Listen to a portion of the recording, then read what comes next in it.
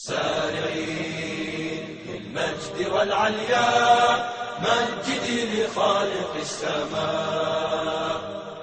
وارفع الخفاق أخضر يحمل النور المسطر، رددي الله أكبر يا موطني موطني. قد عشت فخر المسلمين، عاش الملك للعلم والوطن.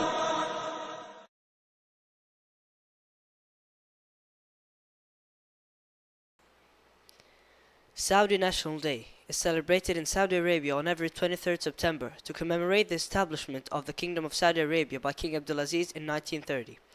All government departments and institutions are suspended in the Kingdom of Saudi Arabia to celebrate the National Day.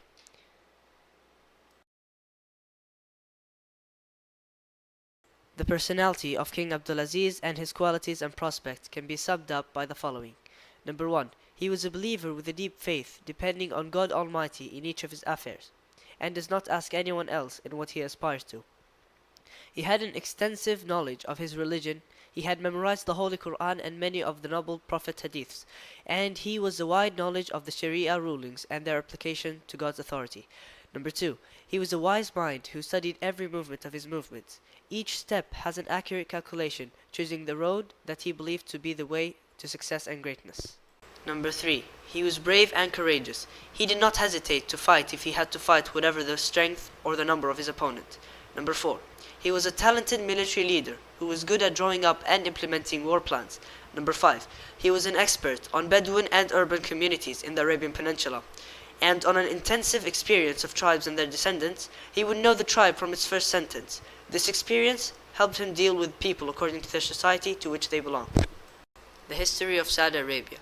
The Kingdom of Saudi Arabia was established in 1932 by King Abdulaziz Al Saud and extends its map on an area of 2,250,000 square kilometers. Still represents one of the modern era's signs of human determination.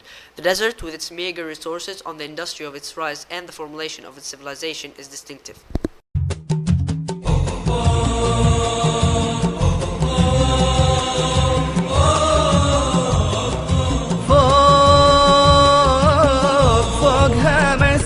وين كنتي ثرى فوق فوق هام السحب، فوق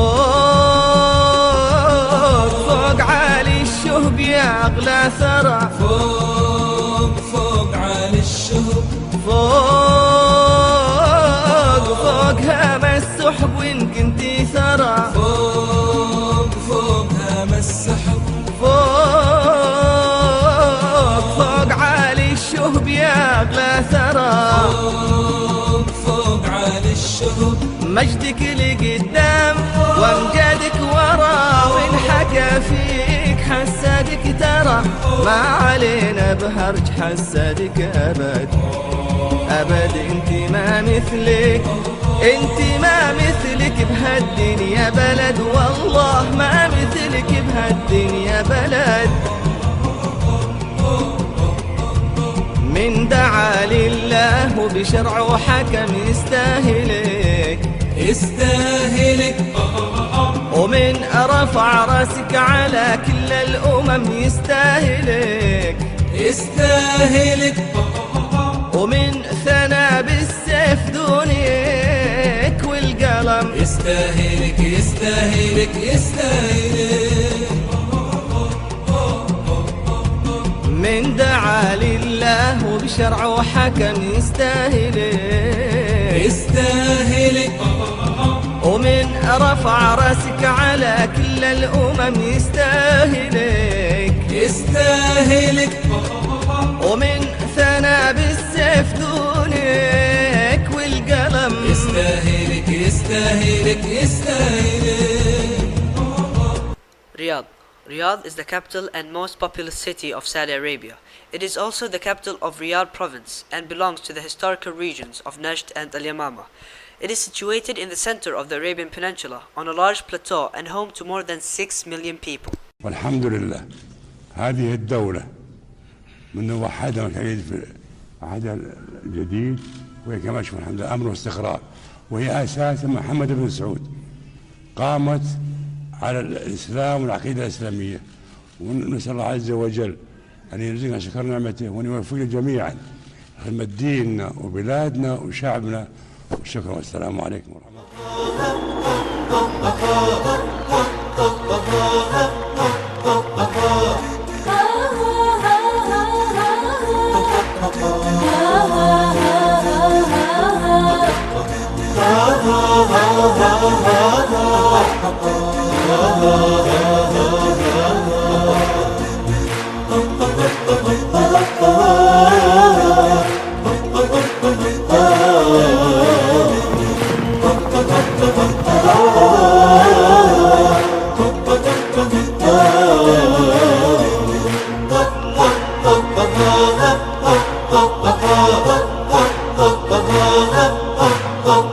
بلادي بلادي منار الهدى ومهد البطولات عبر المدى. بلادي بلادي منار الهدى ومهد البطولات عبر المدى. عليها ومنها السلام ابتدى وفيها تألق فجر الندى.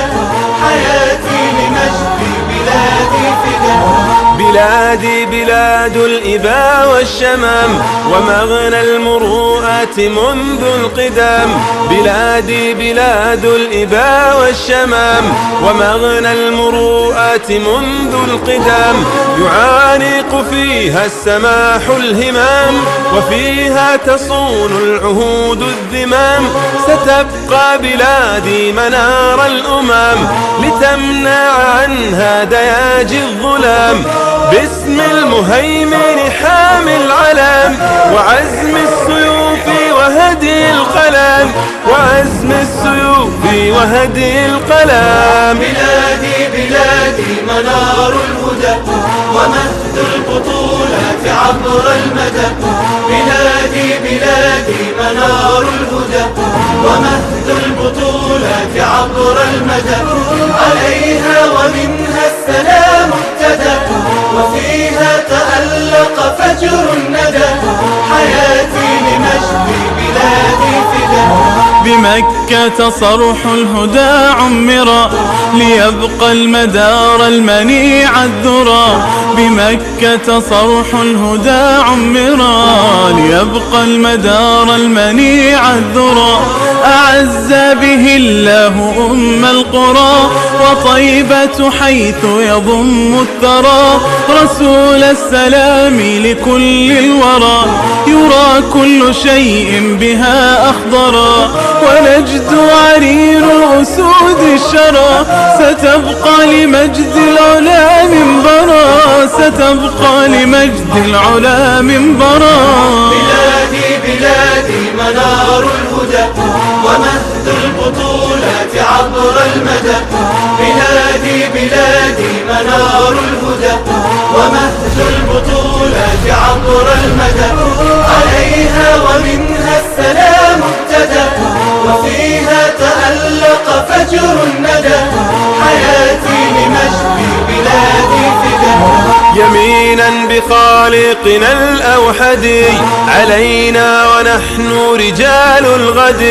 يمينا بخالقنا الأوحد علينا ونحن رجال الغد. عهود الحفاظ على السؤدد بصدق الرعاية للمهتدي وصدق الرماية للمعتدي. يمينا بلاد الهدى نفتدي. علاك ببذل سخي اليد وعمر يطول بمستشهدي. وعمر يطول بمستشهدي. بلادي بلادي منار الهدى ومهد البطولات عبر المدى. بلادي بلادي منار الهدى ومهد البطولات عبر المدى. عليها ومنها السلام ابتدى وفيها تألق فجر الندى. حياتي لمجد بلادي فدا. Population. The total number of people in the Kingdom of Saudi Arabia was 22,673,538 in September 2004. The Saudi population under the age of 30 is about 72.6% of the total. The number of Saudis living under the age of 15 is about 45.2%. Natural resources in Saudi Arabia. Saudi Arabia is rich in energy resources such as oil and gas. Saudi Arabia exports tons of oil and natural gas to many other countries in the world. Development in the kingdom. In 1938, the first commercial oil field was discovered in Saudi Arabia, the distinctive acceleration of the modern development wheel in the country. The state has taken advantage of the petroleum wealth wisely, where the development of the right development plans and strategic ambitions and directed the proceeds of the oil wealth to implement those plans and strategies and activate them. In the present era, the government of the custodian of the two holy mosques sought the King Fahd bin Abdul Aziz to achieve a balance in the outputs of the modern renaissance between the welfare of the citizen and development of the overall civilization of the country as a whole. As a result, a network of roads and airports has been established, 27 airports including 3 international airports in Riyadh, Jeddah and Dammam, and they are considered as a state-of-the-art airport in the world. A total of 174 berths of maritime import and export ports were also established on the east and west coasts of the country. Also, the establishment of the industrial cities in Jubail and Yambo, so that they are comparable to the largest industrial cities in the world.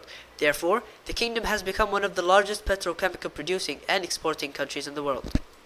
Jubail and Yambo industrial cities. The Royal Commission for Jubail and Yambo was established in 1975 by royal decree. The tasks of implementing the infrastructure, construction and social infrastructure of these two industrial cities.